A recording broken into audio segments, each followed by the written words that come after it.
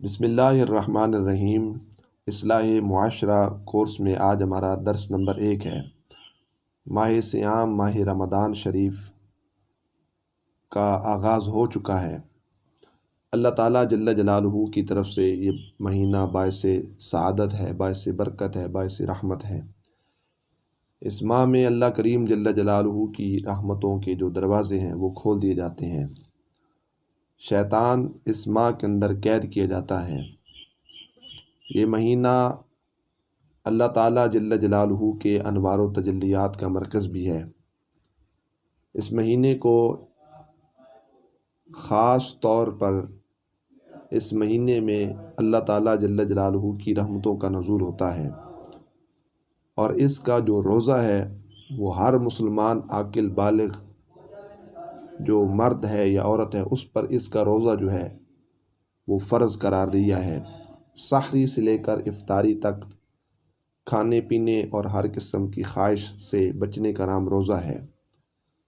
قرآن مقدس، قرآن مجید، قرآن رشید کا بغور مطالعہ کیا جائے تو اللہ تعالیٰ جل جلالہ نے ارشاد فرمایا، یا ایھا الذین آمنوا کتب علیکم الصیام کما کتب علی الذین من قبلکم لعلکم تتقون۔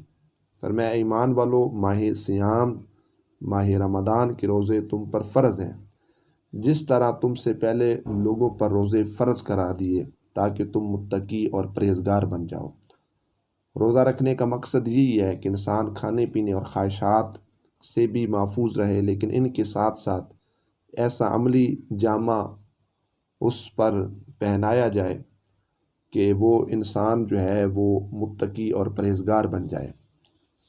رسول اللہ صلی اللہ علیہ وسلم نے اس کی شان و عظمت کو یوں بیان کیا۔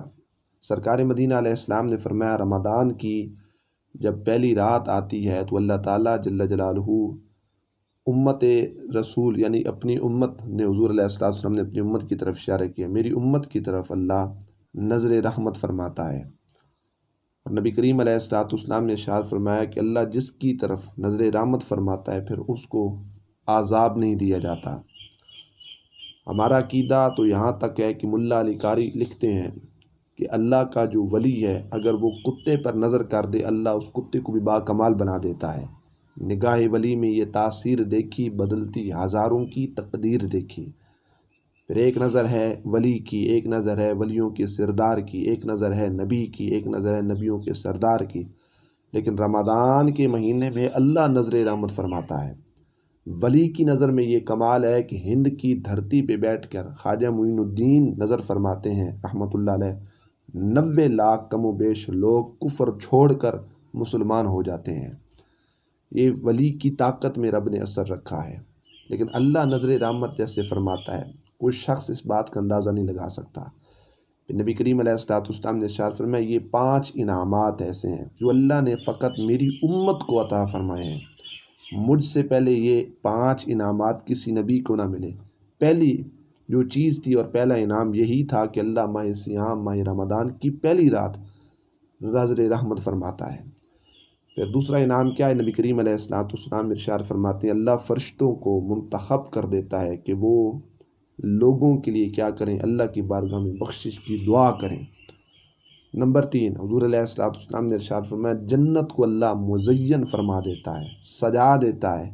جو دنیا میں مشقت اٹھاتے ہیں، مشقت کا معنی بھوکے پیاسے رہتے ہیں، اللہ کی رضا کے حصول کے لیے جو روزہ رکھتے ہیں ان کے لیے جنت کو سجایا جاتا ہے۔ اور چوتھے نمبر پہ کیا ہے؟ افطاری کے وقت جو ہمارے منہ سے ایک بو نکلتی ہے، معدے سے ہوا جو نکلتی ہے، وہ بو اللہ کی بارگاہ میں مشک کی خوشبو سے بھی زیادہ افضل اور پسندیدہ ہوتی ہے۔ کائنات کی ساری خوشبوئیں ایک طرف رکھ دی جائیں اور دوسری طرف یہ بو رکھ دی جائے تو اس بو کا مقابلہ دنیا کی کوئی خوشبو نہیں کر سکتی۔ اس کی وجہ کیا ہے کہ ہم نے اگر اپنے معدے کو خالی رکھا، سحری سے افطاری تک اگر ہم کھانے پینے اور خواہش سے محفوظ رہے تو کسی ڈاکٹر، حکیم یا دنیا دار کے کہنے پہ نہیں، اللہ کے حکم کی طرف ہے۔ اللہ کے حکم کی وجہ سے، اللہ کے حکم پر پابندی کرتے ہوئے رب نے ہمیں آرڈر عطا فرمایا، اس واسطے اللہ تعالیٰ جل جلالہ نے یہ شان عطا فرمائی۔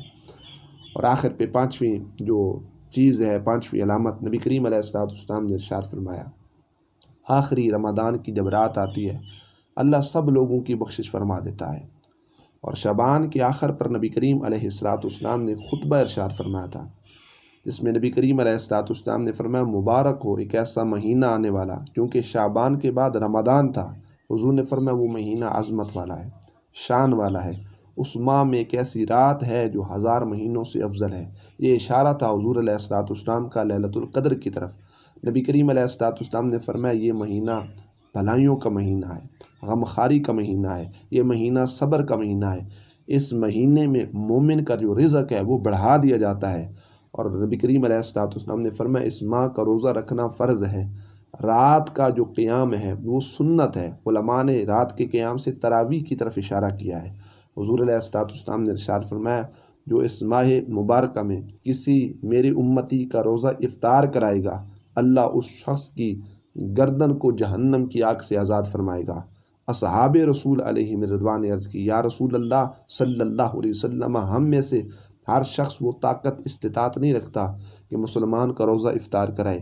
حضور علیہ السلام نے ارشاد فرمایا یہ اعزاز تو اللہ کریم جل جلالہ اس شخص کو بھی عطا فرمائے گا جو میرے کسی ایک امتی کو ایک گھونٹ دودھ کا، ایک گھونٹ پانی کا یا ایک کھجور دے کر روزہ افطار کرائے۔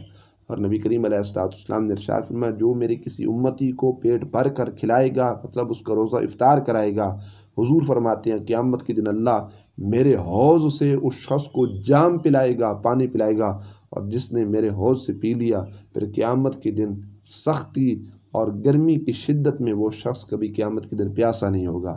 یہ شان اس ماہ مبارک میں روزہ افطار کرانے پر ہے۔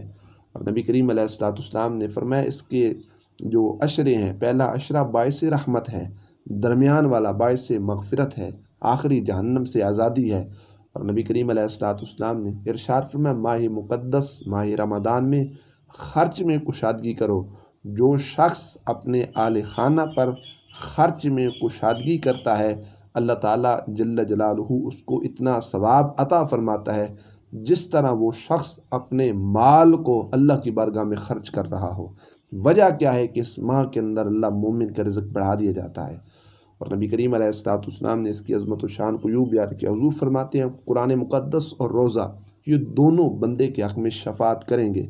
روزہ اللہ کی بارگاہ میں جب حاضر ہوگا عرض کرے گا یا اللہ میں نے اس بندے کو کھانے پینے خواہشات سے محفوظ رکھا ہے، یا اللہ میری شفاعت اس کے حق میں قبول فرما۔ اسی طرح قرآن اللہ کی بارگاہ میں شفاعت کرے گا، یا اللہ میں نے اس شخص کو رات سونے سے باز رکھا ہے، میری شفاعت اس کے حق میں قبول فرما۔ نبی کریم علیہ السلام نے ارشاد فرمایا دونوں کی شفاعت اللہ کی بارگاہ میں قبول کی جائے گی۔ اور نبی کریم علیہ السلام نے ارشاد فرمایا جس نے اس ماہ مقدس کا ایک روزہ بلا وجہ شرعی عذر ترک کیا، چھوڑا، زمانے بھر بھی اگر قضا کرتا رہے تو جو ثواب اصل حقیقت وقت میں روزہ رکھنے پر تھا پھر وہ ثواب اس کو حاصل نہ ہوگا۔ اور نبی کریم علیہ السلام نے فرمایا من صام رمضان ایمانا واحتسابا غفر له ما تقدم من ذنبه، جو شخص ماہ سیام ماہ رمضان کا ایک روزہ رکھے گا اللہ اس شخص کی زندگی کی گناہوں کو معاف فرما دے گا۔ اللہ اکبر۔ اور نبی کریم صلی اللہ علیہ وآلہ وبارکہ وسلم کی غلاموں کلیم اللہ موسیٰ علیہ السلام ان کی طرف اللہ نے وحی بھیجی۔ اللہ نے فرمایا میں نے امت رسول علیہ السلام کو 2 نور عطا فرمائے ہیں۔ 2 نور ایسے ہیں جو امت رسول صلی اللہ علیہ وسلم کو 2 قسم کے اندھیروں کے ضرر نقصان سے محفوظ رکھیں گے۔ موسیٰ علیہ السلام نے اللہ کی بارگاہ میں التجا کی یا اللہ وہ 2 نور کون سے ہیں؟ اللہ نے فرمایا ایک نور قرآن ہے، دوسرا نور رمضان ہے۔ اور یہ 2 نور ایسے ہیں جو قبر کا اندھیرا اور آخرت کے اندھیرے سے ان کو محفوظ رکھیں گے۔ آج بھی وقت ہے اگر قرآن کا دامن، قرآن کی تعلیمات پر عمل اور ساتھ روزہ اور اس کے قواعد ضوابط پر پابندی، اس کے جو اغراض و مقاصد شریعت اسلامیہ نے بیان کیے گا، اگر اس پر پابندی ہو جائے، ہمارا اس بات پر ایمان ہے کہ یہ دونوں چیزیں ہمیں قبر کے اندھیرے سے بھی محفوظ رکھیں گی اور آخرت کے اندھیرے سے بھی ہمیں محفوظ رکھیں گی۔ اس واسطے ماہ سیام ماہ رحمت بھی ہے، ماہ برکت بھی ہے، یہ توبہ کا مہینہ ہے، استغفار کا مہینہ ہے۔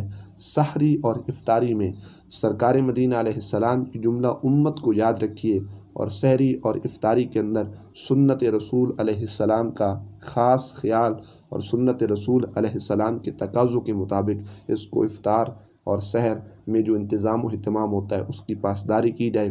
سحری میں احتیاطاً 2 سے 3 منٹ پہلے بند کیا جائے، افطار میں 2 سے 3 منٹ تاخیر کی جائے تاکہ ہمارا روزہ کہیں ضائع نہ ہو جائے۔